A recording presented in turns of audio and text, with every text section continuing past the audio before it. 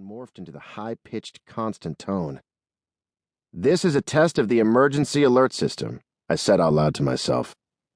The tone stopped, and so did my car. I looked down at the dash, and all the gauges dropped. The engine was making an awkward noise, being forced to turn over by the momentum. Oh, shit. Well, there went my early weekend. I pulled the shifter into neutral and turned the key. Nothing. I coasted the car to the shoulder and stopped. Just outside of Tallahassee, I-10 got pretty rural real quick. It also went through a hilly area, up and down. I was in the bottom of a small valley created by two of these hills. There were no cars in the westbound lane, just me. I sat there for a minute, shaking my head. "Damn you, Murphy," I said. Some people believe they have a guardian angel following them and looking over their shoulders. If anyone was following me around, looking over my shoulder, it was Murphy, and that prick had a horrible sense of humor. I often cursed him and the gods for messing with me. The gods refers back to when Greeks believed there were gods above that interfered with the lives of men for entertainment. Sometimes it really felt that way. And this was one of those times. I reached over onto the seat beside me and picked up my phone. The BlackBerry had a black screen. Dead. It was plugged into the charger, so what the hell? I looked at the charger, and the little red LED that was always on wasn't there. Oh, this was just fucking great. The car died, there was no power, and the phone went at exactly the same moment.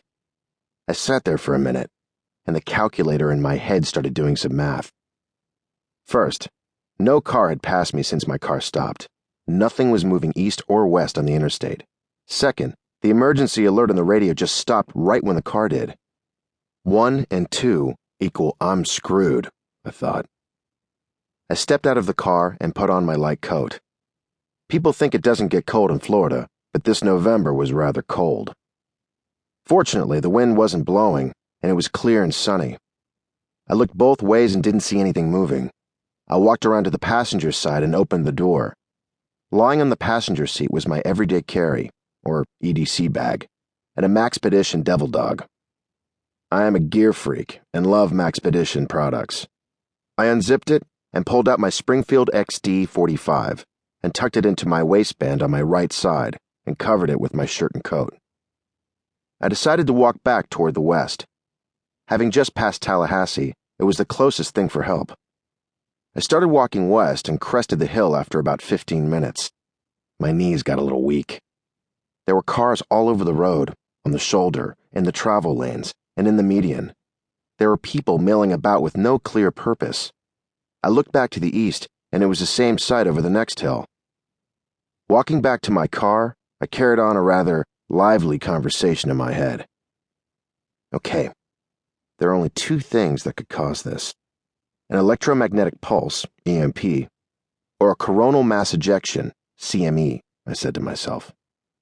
"Does it matter?" I replied. "Not really. The result is the same," I countered. Getting back to the car, I sat down for a minute and started to think. Okay, you have prepared for this very thing. You have everything you need in the back to walk home. Oh shit, the girls. Mel. Where are they? Are they okay? I was nauseous. I had to close my eyes and lay my head back. The bile was rising in my throat, throwing the door open.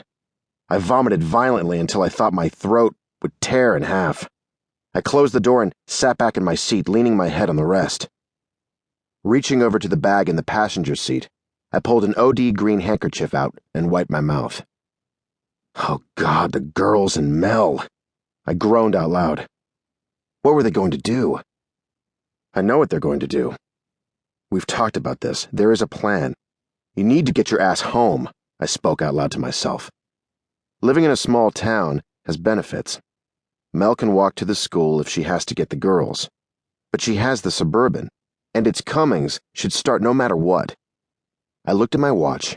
It was almost 5 o'clock. Too late to try to leave, but still enough light to start getting ready. I have to get home as fast as I can, I said aloud. Time to get moving. My watch was an inexpensive Armatron automatic that my wife bought me. It didn't need a battery, and as long as I moved around, or wound it every 48 hours,